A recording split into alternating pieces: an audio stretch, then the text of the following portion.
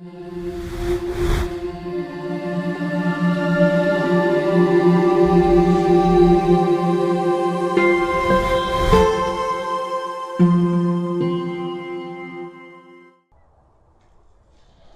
amigos, buenos días. Aquí con ustedes de nuevo en Reflexiones de Movimiento. Sí, va a empezar a llover pronto. Bueno, bienvenidos, como les dije, a este nuevo episodio de Reflexiones de Movimiento. De nuevo con ustedes. Y hoy quería hablarles sobre un tema que a mí me apasiona muchísimo y que tiene que ver con el destino de la humanidad desde sus orígenes. Y me estoy refiriendo al liderazgo, a esa necesidad de los seres humanos de organizarnos y de que alguien, un grupo de personas en esa organización conduzcan a otros seres humanos, los lidericen. Y a esa persona la llamamos el líder. Y viene de la palabra del viejo inglés leader, que significa conducir, lead y conducir. O sea que un líder es esencialmente un conductor de otros hombres, ¿no? Un conductor preferiblemente en la dirección correcta, ¿no?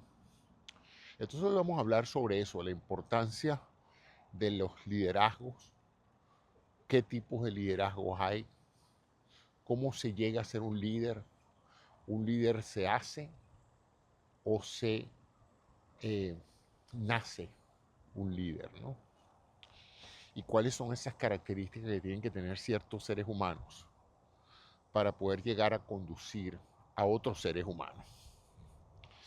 ¿Y cómo se distinguen esos líderes? O sea, ¿qué los hace líderes? ¿Por qué en un momento dado un grupo humano decide que esa persona sea la conductora del comportamiento y de las acciones del grupo, ¿no?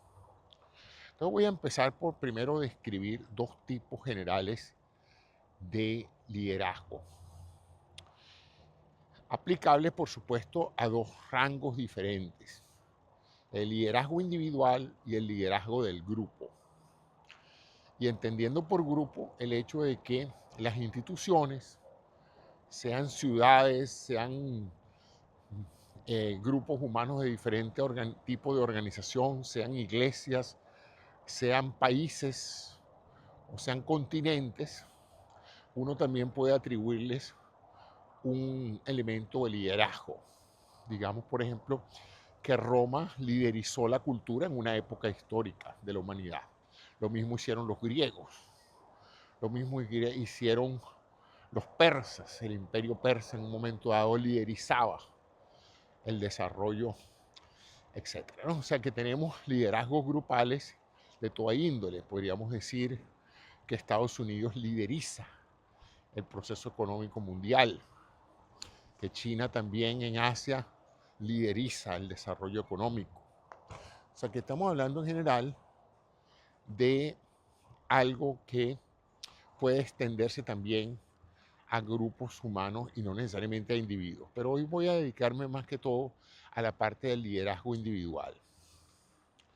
¿Qué hace que en esa aldea primitiva un grupo de unos 50, 60 personas escogieran a uno de ellos para que fuera el líder, el representante de la tribu, el jefe? Los antropólogos parecen coincidir con que hay en esa etapa antigua del desarrollo humano dos formas de llegar al liderazgo. Una era la fuerza, o sea, el liderazgo que se impone por la fuerza. El más fuerte de la tribu, el que podía dominar a los demás, luchaba y peleaba por alcanzar ese liderazgo, y estaba dado ese liderazgo por su fortaleza física.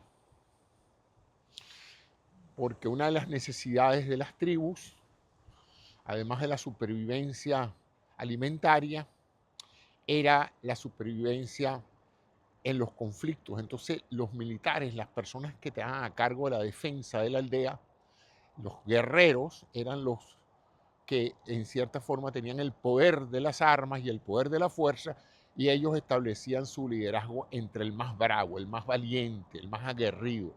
De ellos representaba la figura del liderazgo. O sea que si usted quería ser en ese núcleo primitivo de seres humanos, el líder, más vale que tuviera buenos músculos, fuera ágil y fuera sagaz a la hora de usar su fuerza, ¿no? Otro elemento que también se ve en algunas culturas era la figura del liderazgo por la experiencia. En ese caso, los líderes de la aldea eran los ancianos, las personas que, por supuesto que en esa época anciano era toda persona de 40 años, de 30 años, ya era un anciano porque sencillamente la expectativa de vida era muy corta. Entonces se pensaba que la aldea debería ser dirigida por la gente de mayor experiencia, gente que había vivido más tiempo, ¿no? O sea que entonces también tenemos que las tribus indígenas en muchas partes del mundo, su liderazgo estaba separado entre el liderazgo militar de la fortaleza física y del armamento y el liderazgo de la experiencia dada por la adultez, los años de vida. Es más, había un consejo de los viejos del pueblo y eso se le daba mucha importancia a la opinión de los viejos porque supuestamente ellos habían vivido más cosas que eran útiles para todos. Con el desarrollo de la teología, es decir, de la llegada de la presencia de sacerdotes que mediaban la espiritualidad natural de los seres humanos, comenzó también a haber un cierto liderazgo espiritual, los líderes espirituales. Cuando se dice que el Papa es el líder espiritual de los católicos, es porque en esa organización y para la gente que es católica, apostólica y romana, el Papa pues es su líder y es electo en base a una cantidad de rigurosos procesos institucionales y entonces él es el líder de los católicos en el mundo. Y así los musulmanes tienen su liderazgo y los judíos también tienen su liderazgo religioso. Y así también en las tribus primitivas, el piache de la tribu, el sacerdote médico de la tribu, era también una figura de conducción de los destinos. Él era el que decía lo que se podía o no se podía hacer en un momento dado de acuerdo a lo que pensaran los dioses. Y él era el intérprete de la decisión de los dioses, ¿no? Y lo vemos todo en el Imperio Romano y en los griegos, la figura de los sacerdotes, ¿no? Y ellos también ejercían una función de liderazgo. Pero fíjense que en todos estos casos, ¿verdad? Estamos hablando de que ciertas personas estaban colocadas en esa posición sin ninguna virtud como tal, excepto el hecho, en el caso de los militares, la violencia, en el caso de los ancianos, la vejez, y en el caso de los sacerdotes, pues yo me imagino que sería el engaño o la capacidad de persuadir a los seguidores de que ellos tenían una conexión con Dios, cualquiera que haya sido el Dios del cual ellos estaban pendientes.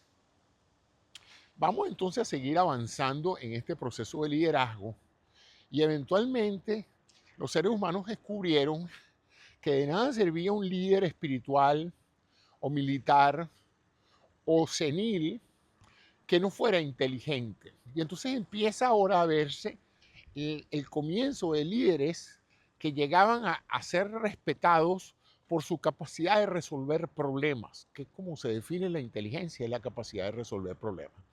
Entonces, de esta manera, pues, empezaron a aparecer líderes cuya cualidad para tener ese poder de conducir a los demás era la capacidad de resolver problemas, ¿no?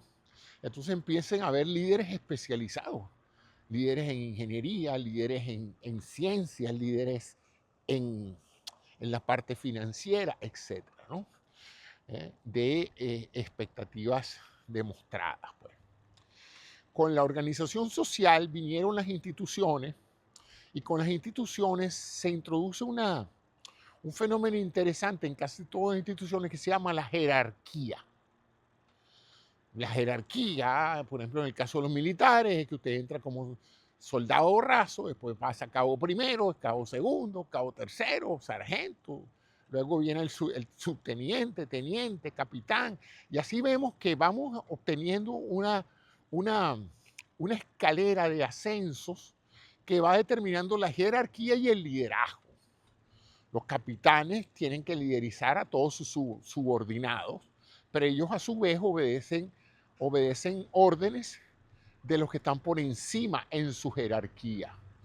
Lo mismo pasa en las empresas, pues. El líder de la empresa es el CEO, el Chief Executive Officer, el oficial a cargo ejecutivo de la empresa, y él es el que da las órdenes, ¿no? Ahora, él llega allí donde es investido de una autoridad por un consejo de directores que lo escoge de acuerdo a las políticas institucionales de la empresa, pues. O sea que también hay formas de llegar a ser un líder, no por cualidades que usted se ha ganado, sino porque usted ha sido ascendido dentro de la jerarquía de la institución donde usted está. Tenga o no las cualidades necesarias. Ya está empezando a llover. Me da lástima porque quería hacer un buen programa sobre el liderazgo, pero creo que lo vamos a tener que dejar para otro día. Pero ya más o menos ustedes tienen una idea de por dónde voy. Y la idea es revisar cuáles son esas características que han hecho de ciertas personas en la historia de la humanidad grandes líderes, ¿ok? Grandes líderes. ¿Y cómo se llega a ser ese líder, no? Bien sea por la vía institucional, siguiendo las leyes de la institución. Por ejemplo, un joven sacerdote que se mete a sacerdote y quiere ser papa, él tiene una vía para llegar a ser papa, ¿no? Él tiene una serie de pasos, una serie de posiciones intermedias que él tiene que ir alcanzando para llegar al Consejo de Cardenales y eventualmente tener un chance a ser elegido papa, ¿no? Y entonces ahí vemos pues que las cualidades son de todo tipo de carácter político. O sea, si usted se sabe manejar políticamente dentro de la institución donde usted está, usted puede llegar a una posición de liderazgo sin tener ninguna cualidad específica que lo haga un buen líder. Más, hay una teoría que lo llaman el principio de Peter, que a veces un total inepto, y ayer hablé sobre la ineptitud y la gente competente y la gente incompetente, es perfectamente posible en ciertas organizaciones que un incompetente llegue a posición de liderazgo simple y llanamente porque supo manejarse, o la misma institución se equivocó al manejar la política de ascenso y ascendió a una posición de poder a alguien totalmente incompetente. Se ve mucho en los gobiernos donde los pueblos, por ignorancia, por manejo de la propaganda política, por múltiples razones, por intereses económicos, colocan presidentes que son unos totales ineptos, unos incapaces, que no tienen ningún liderazgo, pero llegan a ser presidentes. Y al ser presidentes, pues son líderes, o sea, son considerados líderes. Y la gente tiene que obedecerlo. Y la Fuerza Armada tiene que obedecerlo, aun cuando no tiene ninguna característica de lo que llamaríamos el liderazgo tradicional.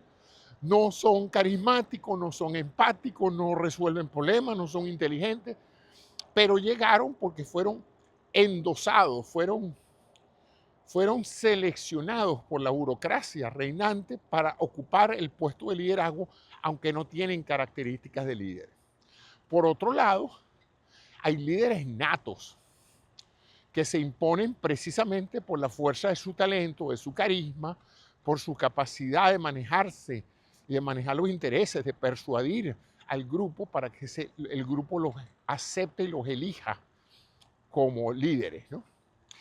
En cuanto a si la gente nace o no líder, como todo, la ciencia hoy por hoy cree que en el mejor de los casos todo lo que somos y no somos es 50 y 50. En otras palabras, la mitad se debe a genes que nosotros no controlamos y la otra mitad se debe a la forma en que fuimos criados, al país donde nacimos, al momento histórico en el que nacimos. Si nacimos en una época en que la mortandad por falta de alimento era enorme, pues nuestros chances de ser líderes eran mínimos y nos morimos de hambre, ¿no?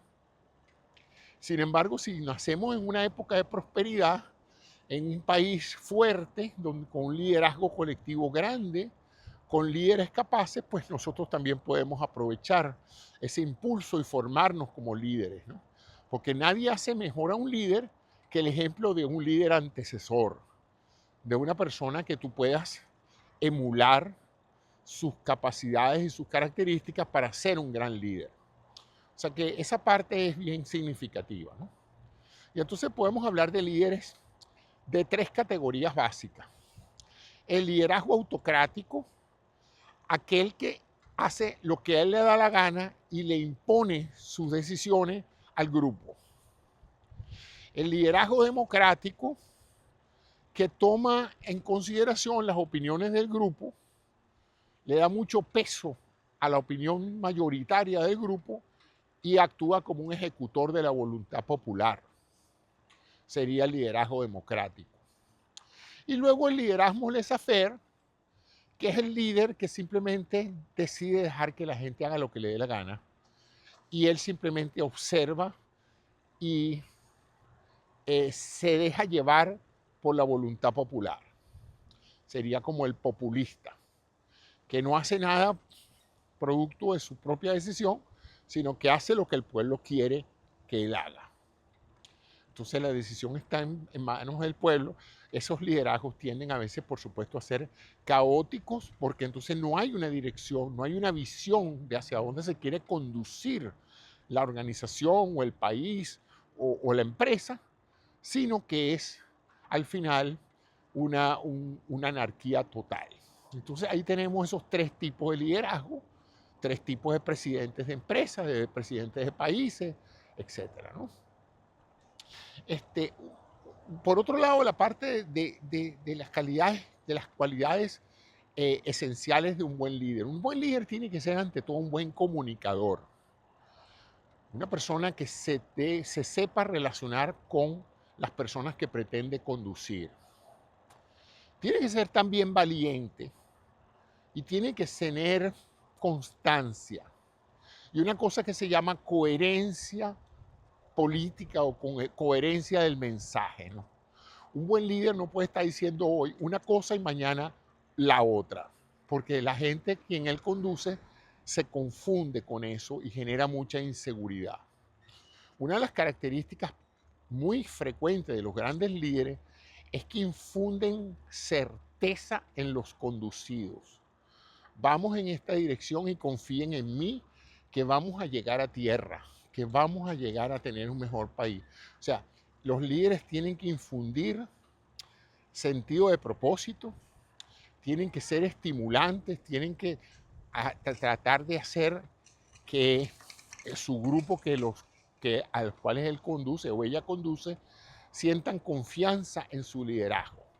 Así sea usted un director de orquesta, pues bueno, toda la orquesta confía en que la conducción que usted va a hacer de la pieza va a ser extraordinaria y van a dar cada uno lo mejor de sí. Entonces fíjense cómo el liderazgo se da en cualquier grupo humano y es algo natural. Es más, no somos la única especie que tiene líderes. En casi todas las manadas hay uno o varios individuos de la manada que se distingue por su bravura, por su talento, por su agilidad, por su tamaño, por su peso, por su virilidad, porque no es nada más una cuestión de machos y hembras, también dentro de las hembras hay hembras líderes. En una manada de leonas hay una que es la que conduce la cacería. Entonces, definitivamente que en casi todas las manadas la conducción o el liderazgo está dado por una competencia de variables, de virtudes, la valentía, la agilidad, la fortaleza física, y eso también se traduce en los grupos humanos, ¿no? Y eso es una de las cosas que los líderes tienen que cultivar, su capacidad de empatía, de sentir como siente la gente que conducen, etcétera, ¿no? Y esta reflexión sería incompleta si yo no mencionara ciertos líderes que yo admiro. Admiro no porque los conocí, sino porque históricamente me he quedado asombrado de su capacidad de liderazgo. Y voy a empezar por uno que descubrí un poco más tarde en mi vida, que fue George Washington, el padre de los Estados Unidos de América, ¿no? Y la pregunta que se hace todo el mundo es, bueno, ¿qué hizo que todo el mundo considerara a George Washington eh, una persona superior a otras grandes luminarias de su época para ser un gran líder, ¿no? Para que la capital de este país lleve su nombre, para que la moneda de Washington es celebrado como el más importante de los padres fundadores de este país. Y cuando uno indaga algo sobre la historia de George Washington, fíjense que hay el primer elemento clásico de esa época. Él era militar y tempranamente se distinguió como militar en las filas de la lucha entre los ingleses y los indios. Entonces, en ese sentido, él empezó a hacerse notar en la comunidad militar. Ahora, ¿qué lo hizo llamar la atención? Hay varios elementos que lo he escuchado en los que estudian la figura de George Washington. Primero, era un hombre muy alto y muy corpulento, con una postura y una forma de comunicarse que imponía autoridad. Eso es una cosa interesante en los liderazgos, ¿no? Que las personas que son líderes hablan con autoridad y parecieran tener una suerte de autoridad moral que el resto de las personas liderizadas lo reconocen, ¿no? Segundo, era un tipo muy valiente. Según dicen los historiadores, era un pésimo estratega, no era muy bueno peleando, pero era muy valiente. Y ese valor se destacaba entre sus soldados, que eran los primeros que él liderizó, ¿no? Y entonces de esa manera, pues, pudo conducir, eventualmente, cuando fue denominado el primer comandante en jefe de la Fuerza Armada estadounidense de esa época, él logró ganar en las batallas a los ingleses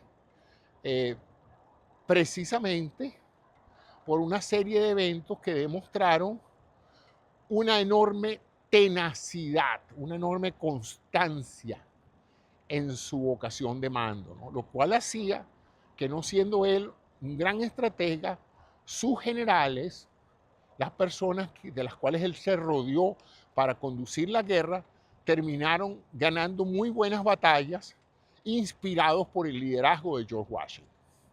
Y luego, como primer presidente de los Estados Unidos, él se convirtió no solamente en un gran líder militar, sino en un gran líder político.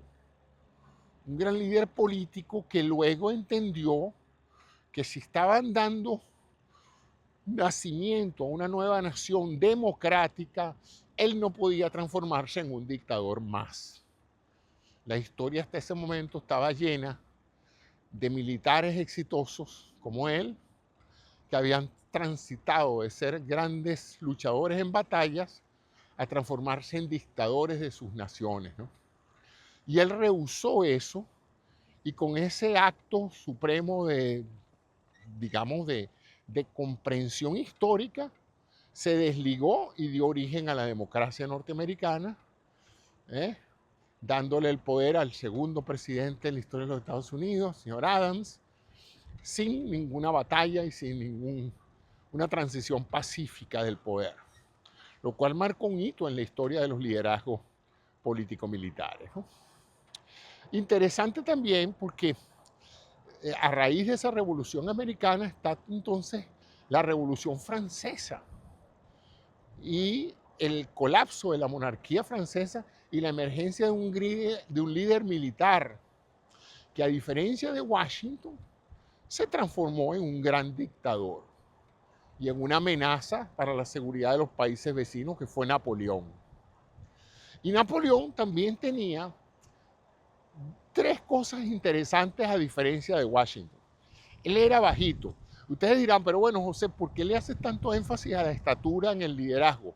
Bueno, porque la evidencia ha demostrado que las personas altas tienden a ser más aceptadas como líderes que las personas de baja estatura. Eso, hay una correlación muy interesante.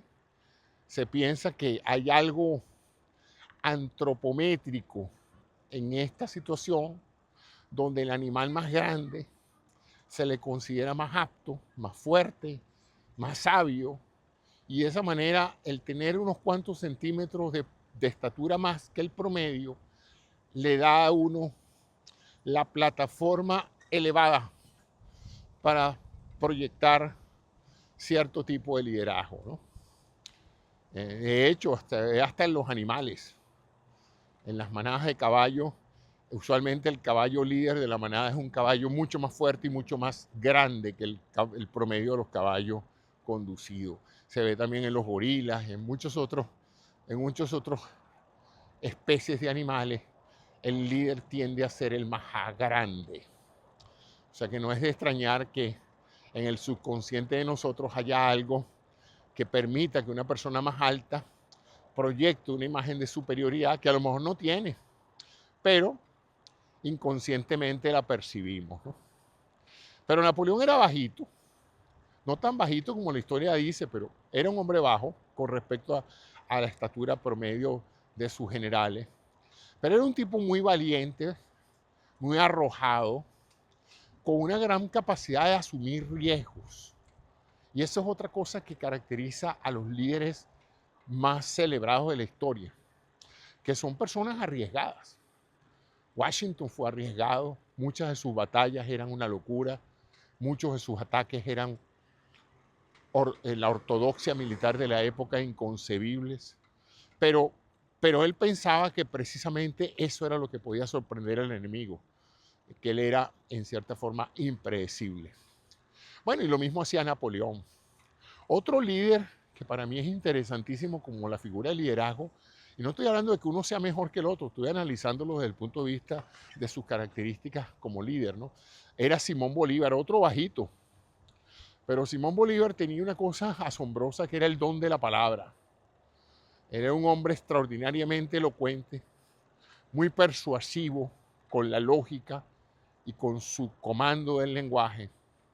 Tipo valiente también para el momento en que él empieza a ser aceptado como el líder indiscutible de la causa patriota. Bolívar ya ha peleado bastante y ha peleado en situaciones adversas, fuertes, y ha logrado motivar a sus hombres.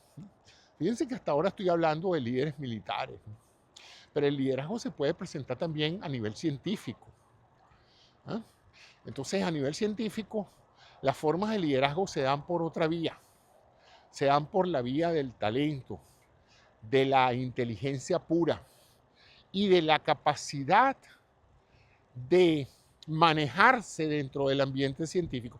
Para ser respetado en el mundo científico no se necesita la estatura, no se necesita un cuerpo formidable, no, se necesitan trabajos de investigación y demostración indiscutible de una inteligencia y de una visión de un conocimiento impresionante que haga que los demás, que también son gente inteligente, siga de alguna manera, entienda y promueva que tú te ganes el premio Nobel, por ejemplo, o que todo el mundo hable de ti, que fue el caso del liderazgo que ejerció en su momento Albert Einstein y muchos otros, Oppenheimer, por ejemplo, con el proyecto Manhattan, y cientos de otros, Charles Darwin, que en su momento, a raíz de la publicación de sus teorías de la evolución, pues marcó un hito enorme y un liderazgo en la comprensión de la historia de las diferencias de las especies, ¿no?